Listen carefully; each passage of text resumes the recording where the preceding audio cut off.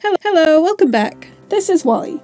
He's our family's rabbit. Yes, we love him very much, and no, I'm not just showing him to you because he's adorable. He's going to be at the center of the craft I'm doing today. Today, I'm going to be turning Wally into a paper version of himself. This project started off last week when I was in the middle of a different project. Remember when I said that I got that free Maya trial for 30 days? Well, I started on this 3D model of a woman, and I still need a couple more weeks for it to be finished. 3D projects take a long time. But while I was doing that, I got bored and I needed a break. And what better way than to start a totally new project? No, not this one. No. Not the one with Wally in it. Ha ha ha, no, that would be silly. I started a completely different 3D project. One that was way simpler and way easier. And I thought I could get it done fast. I really did. But it was not fast. And then I got really tired of working on that project. And so I decided that I needed an even quicker, super faster project that I could start and finish in just a couple days.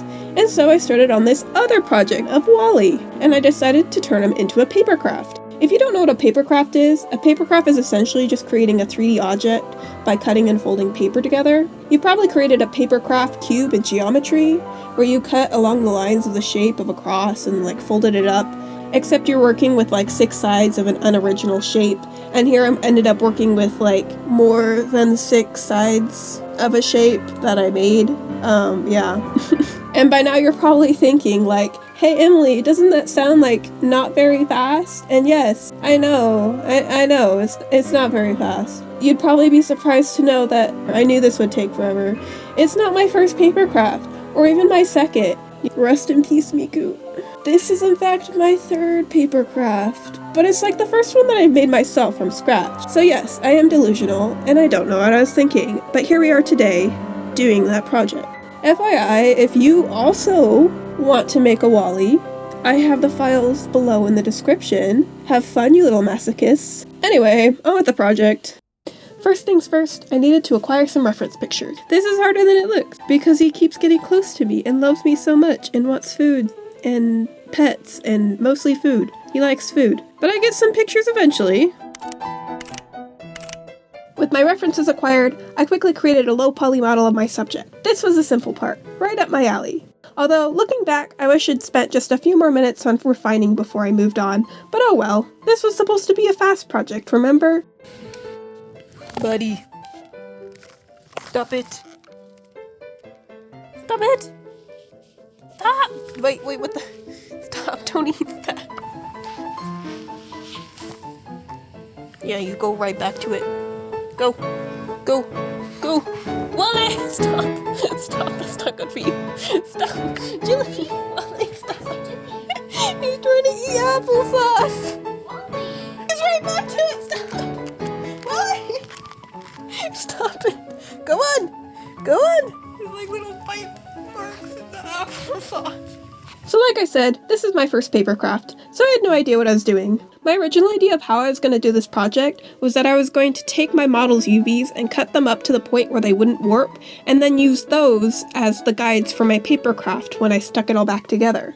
Okay, so I have everything cut up, and hopefully it is the same size and shape. I don't know if this is actually gonna work or not.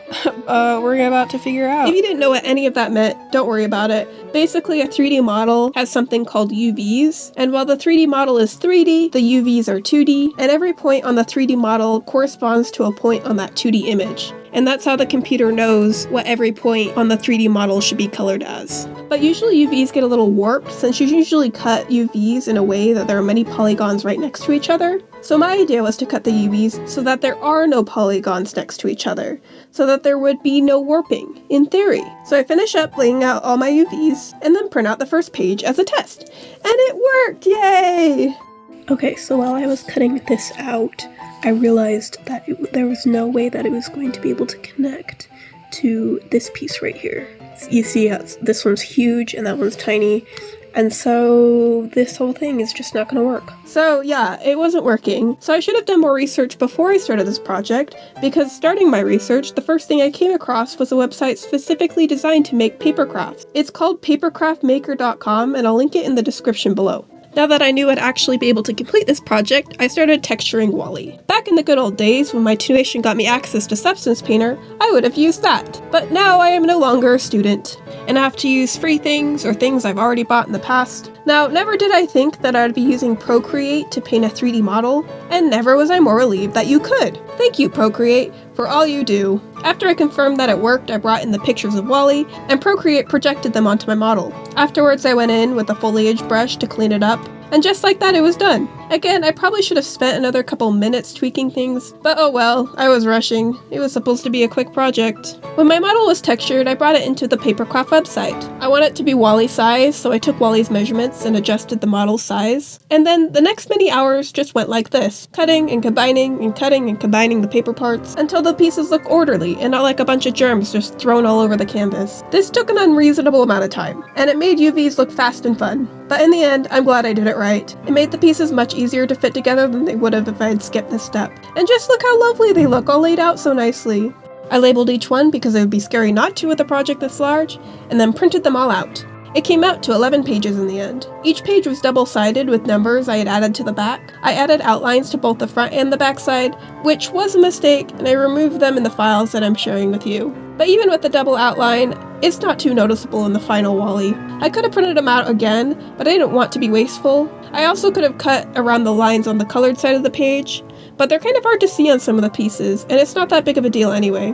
Shout out to my mom and sister who helped me cut out all these pieces in a timely fashion. Here are a few tips if you end up doing a paper craft that I realized while doing mine. First, don't fold the paper back and forth. Just once is enough. If you fold the color ink side together, then it will show a nasty white line, so don't do that. Second, a tool is helpful for when you're gluing. For my Miku paper craft, I had this clay tool with a silicone end to help spread the glue out easily, especially in the small parts. I didn't use anything fancy for this one, even if I should have. Third, take your time. I also did not do this one, and the quality definitely suffered. Don't be like me. Or do, because like Wally is finished and imperfect, yet Miku lay staring at me every night, begging to be completed.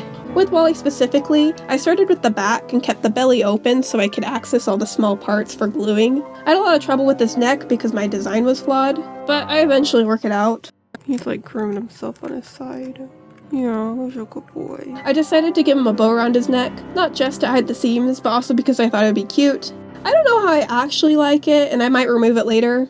My mom says it looks less like Wally with the bow, and I have to agree. At this point, I had been staring at Wally's eyes for days now and hated them, and so I knew I needed to redo them. I was letting my little sister paint. She wasted a bunch of paints, so let's use some of this paint now. I cut the first pair too small and had to redo them.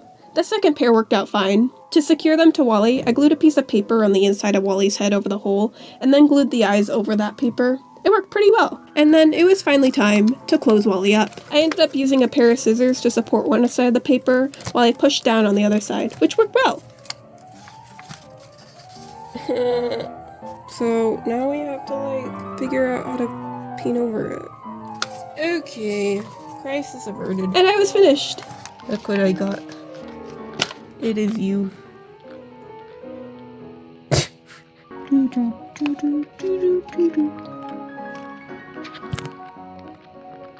You have no interest. Wally, I have made you.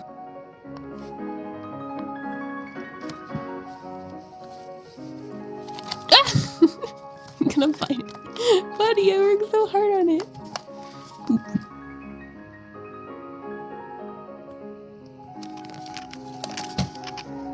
Oh! It looks just like you, Wally. And it's sitting in your spot. Do you know that if you rub a rabbit's ear, then they'll start grooming themselves? It's really cute.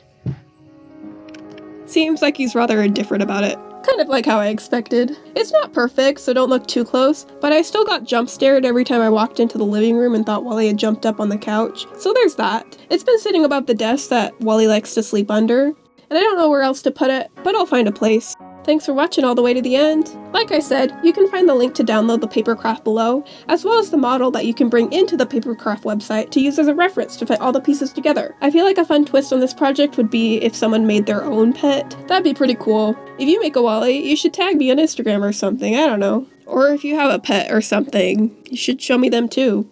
Thanks for watching again. See you next time. Bye!